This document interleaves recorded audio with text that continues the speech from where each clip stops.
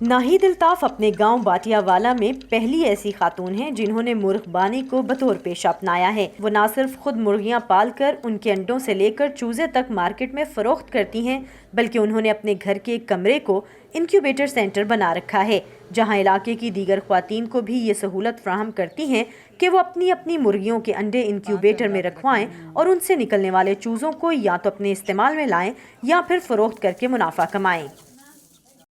मुर्गी के नीचे तो हम रखते हैं 15-20 अंडे रख देते हैं। इंक्यूबेटर में अंडे आते हैं 60-65 अंडा आ जाता है, वो हम एक वक्त में रख दें।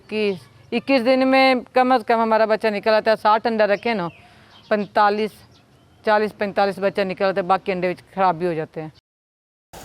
यूँ तो नाहिद एक किसान हैं जो खेतों में फसलों की काश्त में अपने खामिन का हाथ बटाती हैं, लेकिन गुज़िश्ता कुछ अरसे से वो मौसम की शिद्दत, बारिशों के निज़ाम में तब्दीली का असर काश्तकारी पर आता देख रही हैं, जिसके बाद उन्होंने मुतबादिल रोज़गार अपनाने को ज़रूरी समझा। कपास तो होती है ना 3 माह 4 माह 2 माह चल जाती है। उसके बाद जो ये मुर्गबानी का काम है या घर का कोई काम है तो वो तो औरत के लिए रोज़गार बन जाता है। डेली बेस पे वो अपना काम कर सकती है, अपनी बचत कर सकती है, अपने बच्चों के खर्चे के लिए पैसे बना सकती है। हसनपुर की शाजिया परवीन मुर्गबानी के अपने काम से आज अपने पैरों पर खड़ी हैं। अपने तजुर्बे की बुनियाद पर वो अब अपने गांव की ख्वातीन को मुर्गियों की खुराक, बीमारियों, अद्वियात और अंडों की पैदाइश से लेकर इंक्यूबेटर मशीन लाने तक के असूल बताती हैं। उनका 2 मुर्गियों से शुरू होने वाला काम अब 30 मुर्गियों तक पहुँच गया है। हमने 3500-4000 का एक मुर्गा लिया है। आगे बेचेंगे तो फिर ज़ाहिर है 4000-5000 का तो मैं बेचूंगी। मेरा इस शोबे में आने से उनको फ़ायदा है कि वो पहले किसी से पूछती नहीं थी, मर गई तो मर गई, बच गई तो बच गई, पड़ी है बीमार तो पड़ी है।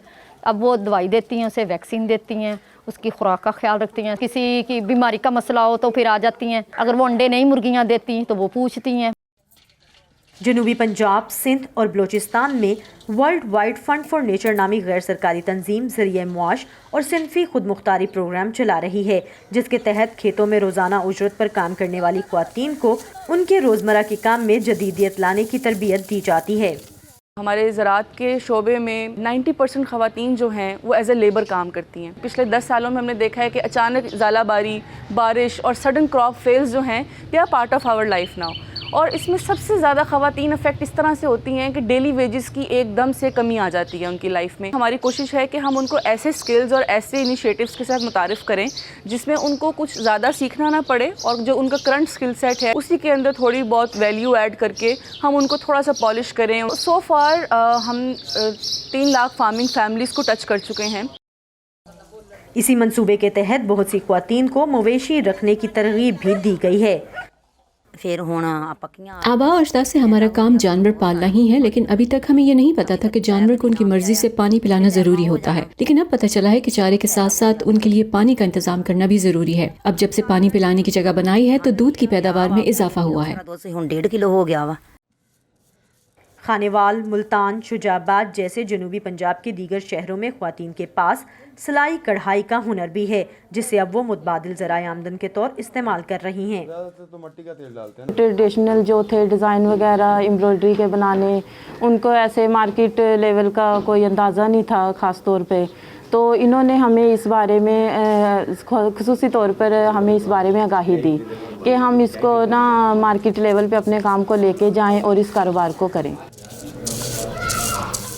माहिरीन कहते हैं कि मौसमियाती तब्दीलियों के असरात तो अब रुकने वाले नहीं, इसलिए जितना मुमकिन हो सके माहौलियाती तब्दीलियों से बिलवास्ता या बिलावास्ता जुड़ी ख्वातीन का हाथ थामा जाए और उन्हें तरबियत फ्राहम कर दी जाए तो अगली मंजिलें वो खुद ही तय कर लेंगी। Saman Khan, voice of America, Khanewal.